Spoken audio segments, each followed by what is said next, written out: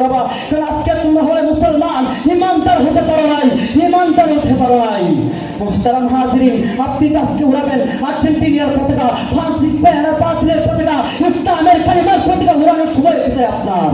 বলে তো দেখছেন যে ইসলামের একটি পতাকা ছিল, শুধু জাতীয়তাবাদী রাষ্ট্রের পতাকা থাকবে, দলের পতাকা থাকবে, সংগঠনের পতাকা থাকবে, ইসলামের কালিমার পতাকা থাকবে না।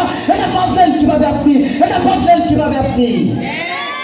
নবী কি পতাকা ব্যবহৃত করেন নাই? নবীর যুগে কি পতাকা ব্যবহৃত হয় নাই? বদরের যুদ্ধে, উহুদের যুদ্ধে নবী কি পতাকা ব্যবহৃত হয় নাই? কোথায় হারিয়ে গেল আজ আমাদের সেই পতাকা?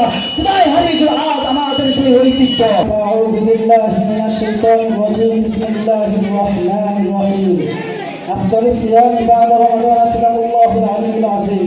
ঐতিহ্যবাহী জামিয়া ইয়াকুবিয়া মাদ্রাসায় আয়োজিত আজকে অনুষ্ঠানে উপস্থিত সম্মানিত সভাপতি, সুদক্ষ পরিচালক, অভিজ্ঞ বিচারক মণ্ডলী, আমার সামনে উপবিষ্ট বাংলার দূর দূরান্ত থেকে আগত এক ছেলে এলেন বিকাশী ছাত্র ভাইয়েরা, সকলে অবগত আছেন যে আজকে আমাকে আল হাবিব সাহিত্য কাফেলা থেকে যে বিষয়টি নির্ধারণ করে দেওয়া হয়েছে তা হলো আশুরার তাৎপর্য, ফজিলত এবং বর্তমান প্রেক্ষাপট। আল্লাহ তাআলা যদি চাহেন উক্ত বিষয়কে সামনে রেখে কিঞ্চিত পরিমাণ আলোকপাত করার চেষ্টা করব। আমা তাওফীক ইল্লা বিল্লাহ।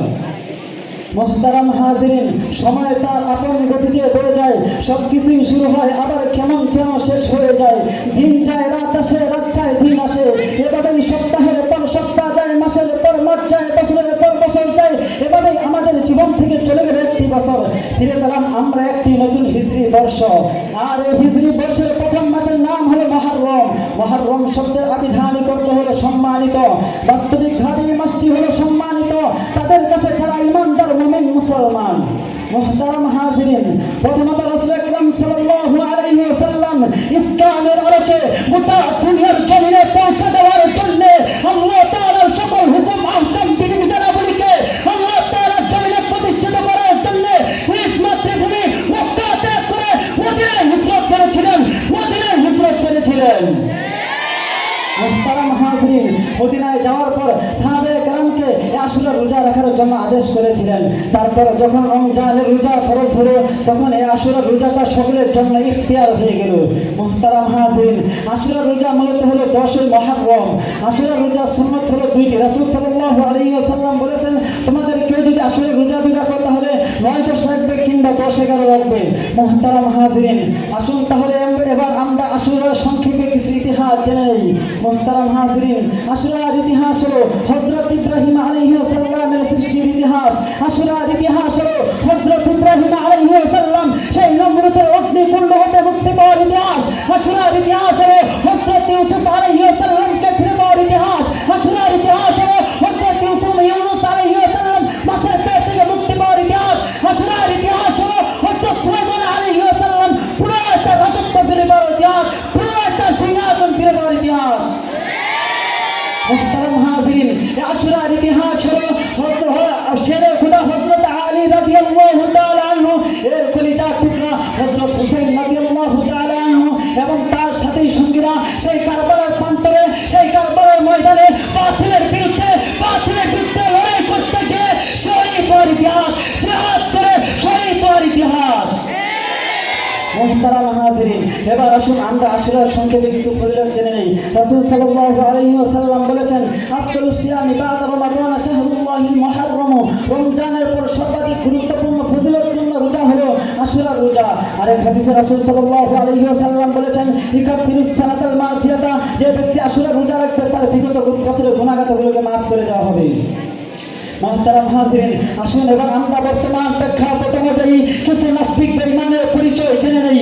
মনে রাখবেন এই পৃথিবীর ইতিহাসে লিপিবদ্ধ রয়েছে সমস্ত জুলুম নির্যাতনের ইতিহাস।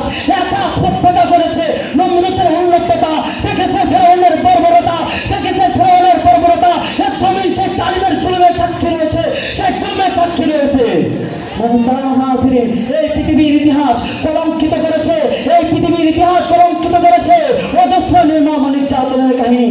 অত্যন্ত দুঃখের সাথে বলতে হয়, বর্তমানে মানব সভ্যতা নামে আমেরিকার কুলাঙ্গার প্রেসিডেন্ট মিস্টার বুশ ইসরায়েল সহযোগিতা নামে মুসলিম লীগের উপর যে ঘোষণা দিয়েছে তা আমাদের ফিলিস্তিন মুসলমান ভাইদের যে রক্তস্রোত তারা প্রবাহিত করেছে, তা তো ইতিহাসের সকল রেকর্ডকে, নির্যাতনের সকল রেকর্ডকে তারা ভেঙে ফেলেছে। যে আগুন তাদের উপরে চালানো হলো তাতেও চলে পুরো ছাই হয়ে গেছে অতীতের নির্যাতনের সকল রেকর্ড। যে যে টর্নেডো বয়ান হলো ইরাকের ওপর, আফগানের ওপর, তাতে হতবাক গোটা বিশ্ব। আপনি তাকান আজকে ইরাকের দিকে, তাকান আফগানের দিকে, তাকান বাসিলিয়ার দিকে, তাকান গুজরাটের দিকে, ফিলিস্তিনের দিকে, লেবাননের দিকে, কাশ্মীরের দিকে, যেদিকে তাকাবেন সেদিকে মুসলিমরা নির্যাতিত, নিপীড়িত। আফসোস আজকে বাংলার মুসলিম জাতির জন্য তারা আজ তাদের পতাকা উড়াচ্ছে, তাদের হাতে তোমার ভাই রক্তের দাগ লেগে রয়েছে, যারা প্রতিনিয়ত তোমাদেরকে দুনিয়ার জমিন থেকে নিশ্চিহ্ন করে দিতে চায়, যারা প্রতিনিয়ত তোমার ধর্মকে দুনিয়ার জমিন থেকে নিশ্চিহ্ন করে দিতে চায়। আফসোস, হ্যাঁ ভাই, তোমরা তো আজকে তাদের পতাকা উড়াবা, কারণ আজকে তোমরা হলে মুসলমান, ইমানদার হতে পারো নাই, ইমানদার হতে পারো নাই। মুহতারাম হাজিরিন, আপনি তো আজকে উড়াবেন আর্জেন্টিনার পতাকা, ফ্রান্স, স্পেনের, ব্রাজিলের পতাকা, ইসলামের কালিমার পতাকা উড়ানোর সময় কোথায় আপনার? বলেই তো গেছেন যে ইসলামের একটি পতাকা ছিল, শুধু জাতীয়তাবাদী রাষ্ট্রের পতাকা থাকবে, দলের পতাকা থাকবে, সংগঠনের পতাকা থাকবে, ইসলামের কালিমার পতাকা থাকবে না। এটা ভাবলেন কিভাবে আপনি? এটা ভাবলেন কিভাবে আপনি? বলে কি পতাকা ব্যবহৃত করেন নাই? নবীর যুগে কি পতাকা ব্যবহৃত হয় নাই? বদরের যুদ্ধে, উহুদের যুদ্ধে নবী কি পতাকা ব্যবহৃত হয় নাই? কোথায় হারিয়ে গেল আজ আমাদের সেই পতাকা? কোথায় হারিয়ে গেল আজ আমাদের সেই ঐতিহ্য?